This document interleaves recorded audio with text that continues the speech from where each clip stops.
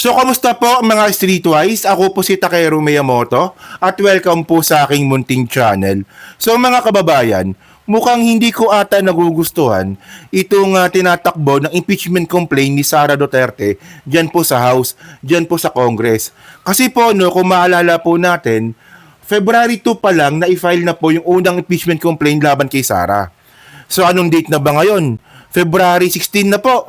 So ibig sabihin nito, 2 linggo na, mahigit 2 linggo na po naka-file yung impeachment complaint ni Sara, pero hindi pa rin po binibigyan ni Boji D ng schedule dyan po sa calendar para po magkaroon na ng hearing sa committee ni Luistro. Alam niyo kung ano nakakapagtaka dito? Bakit nung final yung impeachment complaint laban kay PBBM, galing pang bakasyon yun? Wala pang 1 linggo merong kaagad hearing sa Committee on Justice ni Luistro. Pero bakit dito kay Sara Duterte, bakit 2 linggo na, bakit wala pa rin pong schedule sa calendar ng House? Tandaan po natin, no, ang proseso po nito, no, kapag tinanggap ito ng Secretary General ng Congress, ipapasa po ito sa House Speaker, kay Boji D. At kay Boji D po, dito po niya gagawa na ng schedule, no, para magkaroon ng hearing. At syempre po, ang nakakapagtaka dito, bakit nila sinasagad? Kasi alam niyo kung nung pinopoint ko dito, ito babalikan po natin yung topic nung nakarang araw, na meron po tayong bali-balita na si Sara Duterte po ngayon ay ginagapang ang ibang congressman. Well, hindi ko po masisisi yun kasi po tandaan po natin na ang impeachment complaint po usaping political po yan. Sa totoo lang, usaping political po yan, para may na numero yan. So tandaan po natin, no, na nung nakaraan taon, ang bumoto po kay Sara Duterte para po mapa-impeach ng House, 215. So majority po dyan sa 215 po na yan, congressman pa rin po hanggang ngayon. So alam nyo kung anong bali-balita ngayon, ginagapang ngayon ni Sara Duterte yan. Yung mga naiwan po na yan, na pwedeng bumaliktad sa kanya, kinakausap mo ni Sara Duterte isa-isa. So may tulay yan. Oo. So syempre po, ang kinakausap nga po ni Sara Duterte dito, yung posibleng gumanon. Di ba? Pero pag sila Luistro, sila Roch Gutierrez, sila Joel Chua, sila Benny Abante, wala yan, hindi na nakakausapin dito yung mga gumanon, yung mga pag-ganon. So ano bang gusto kong sabihin dito? Ito alam na nga po natin, no, na may bali-balita, no, na ginagapang na nga po ni Sara Duterte yung mga congressman para nga bumaliktad. Ngayon, ang ginagawa pa ni Boji D, pinapatagal pa yung hearing. Nagkakaroon tuloy ng panahon si Sara para po makabuelo, para kausapin pa yung mga congressman. Ano ba? Dapat kasi, kapag naipasa na sa'yo, schedulean mo na kaagad. Hanggang ngayon, wala pang schedule, Boji D O kung kay Martin Romualdez yan, baka mamaya, baka tapos na nga kaagad dapat yan. Kung kay Martin yan, baka wala pang 1 linggo, tapos na ikaw. Anong rason kung bakit pinapatagal? Sasabi na naman nila yan, hindi, maraming trabaho ang Congress ba't itong impeachment ni Sara? Hindi rin ba trabaho ng Congress ito? At alam nyo, hindi ko nga gusto dito mga babayan, no? Yun yung sinabi ko nga kanina. Di ba? May bali-balita na nga na kinakausap ni Sara yung mga congressman na posibleng bumaliktad. Nako, ang ginagawa pa nito dahil pa sa delayed po na nangyayari po na yan, malaki po yung chance na makakumbinsi po si Sara na mga congressman na bumaliktad nga, kumampi sa kanya. So ano ba, ito ba talaga yung plano ng bagong House Speaker ngayon?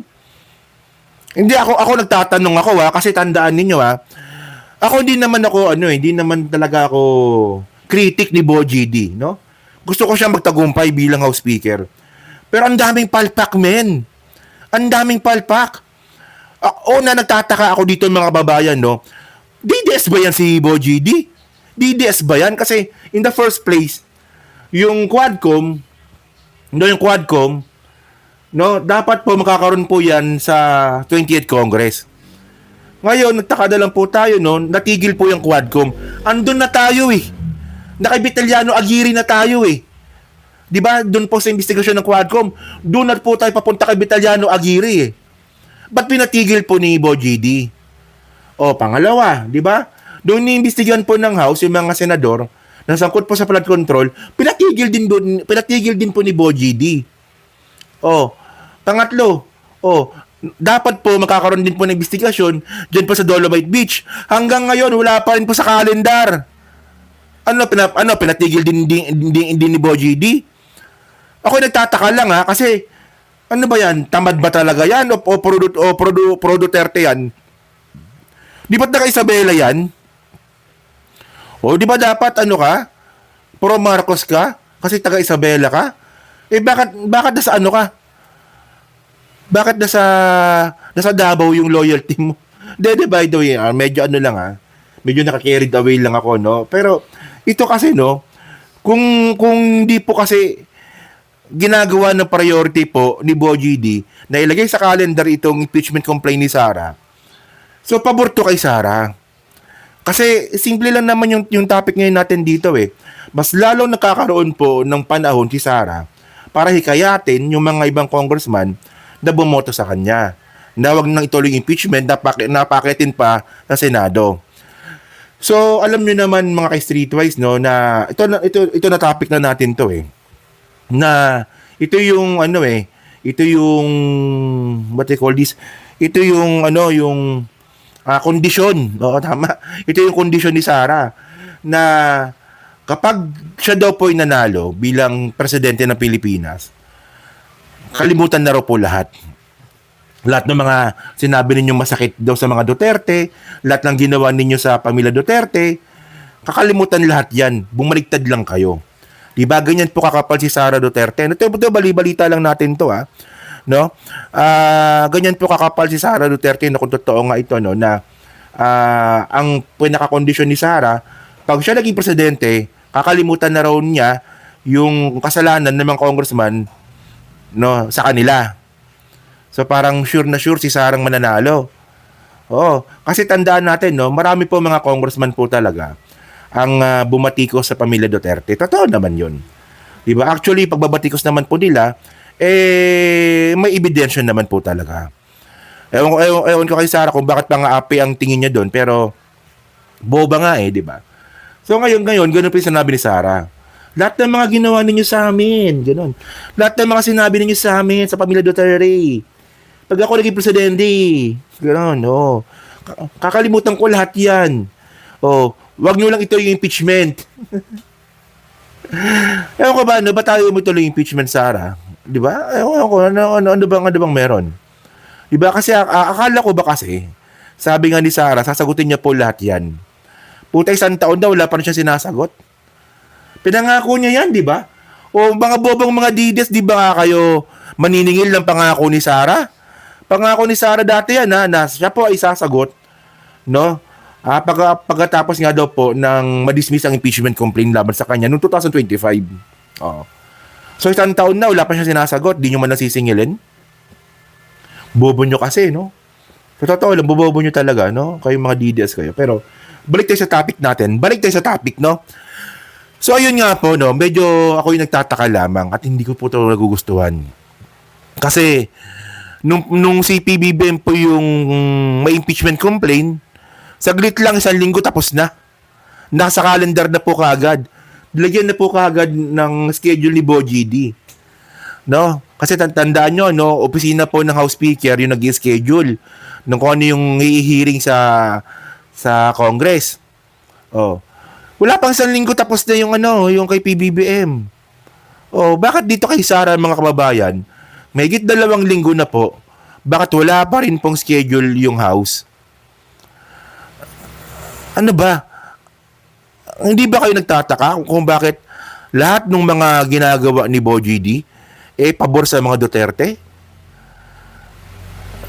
Di ba parang parang hindi ko talaga, ano ba?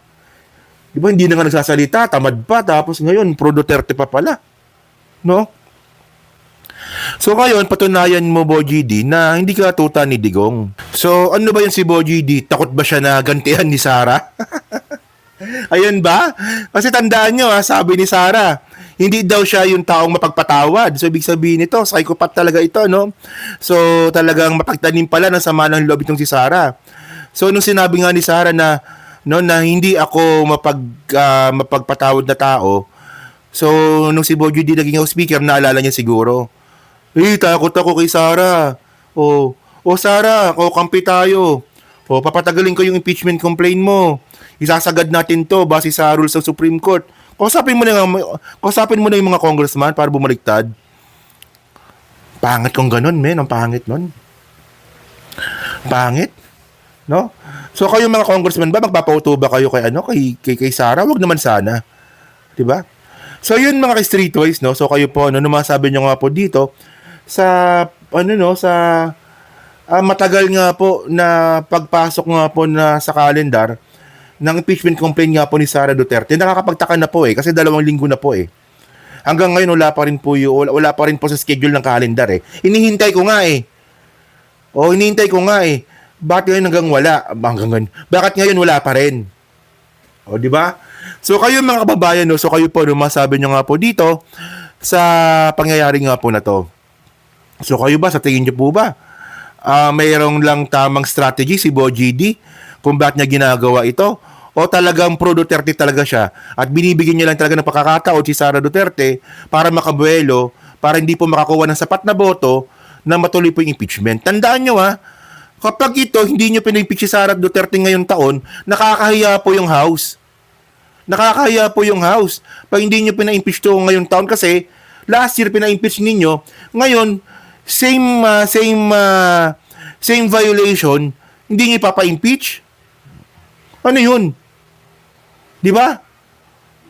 Walang credibility, ibig sabihin nun. Wag naman sana. Yun, no? So, yun mga kababayan, so pa-comment lang po sa baba at binabasa ko pong lahat yan. At syempre, dyan po sa Team Replay, so pa-like, pa-subscribe, hindi na makalabisan, pa-share na rin po ng content natin ngayon. So, thank you mga ka-Streetwise, kita na lang ulit tayo sa susunod nating content. So, thank you, salamat, and bye-bye.